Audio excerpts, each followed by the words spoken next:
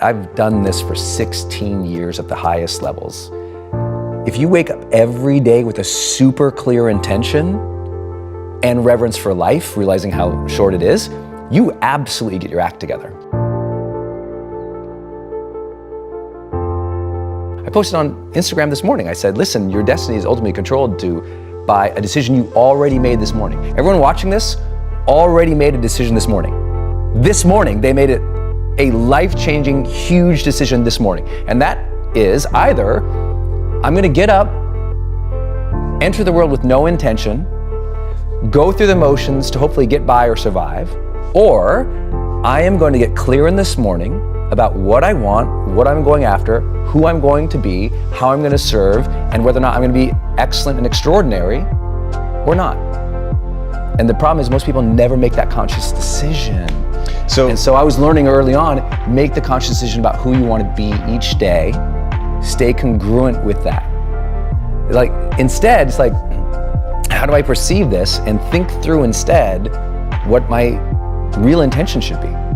So how do I do it? And here's how I'd recommend others do it. 3 things I want you to do every day. First, I want you to write 10 prompts for the morning for yourself. 10 prompts. Those prompts for you might say, how can I be a great mother today? How can I show appreciation to someone on my team today? It might say, how do I care for my health today? It might say, 3 words I want to keep in mind all day. You know, the message I have for myself today is this. The most difficult thing I'm going to face today would be this, and the best way my best self could overcome it is this. 2 big long-term projects to keep in mind are this, right? Those, like, write down 10 prompts. So the high performance planner begins in the morning. There's the 10 prompts that we know correlate with long-term success that we've measured. There they are. So I fill that out every morning. Second thing I want you to do, at the end of the night, 10 more prompts. What did I learn about myself today? What did I learn about other people today? Did I demonstrate my best today? Where did I not? Where did I get stuck? Where did I get frustrated? What negative thought did I have today that I don't need to have anymore? How did I treat people today? Did I move as swiftly towards my goals today? That type of thing. But the other piece about it is at night, I do the scorecard. So for me, it's the 6 habits of high performance now: clarity, energy, necessity, productivity, influence, and courage. And so there's the word clarity, and it says, was I very clear about exactly what I need to do today to move forward? Score, 1 to 5. So it's generate energy. Did I generate the energy I needed today to deliver my best? Productivity. Did I avoid distraction today and only focus on the needle moving activities? Then I go and I sit down with my high performance planner, my green tea. I fill out the day, right? I look at the blocks of time that are already scheduled, and then what I do is my second visualization. And I close my eyes and I think, how do I do that thing with excellence? What would make that thing special?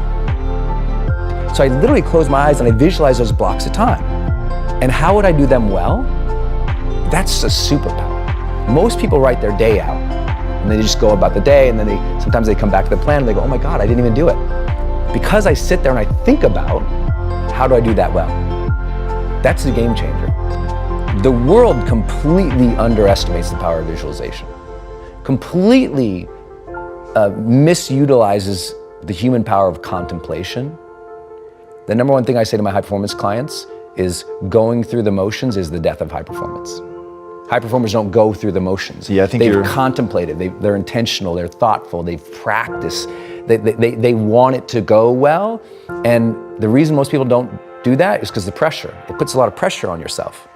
But that's what makes people great.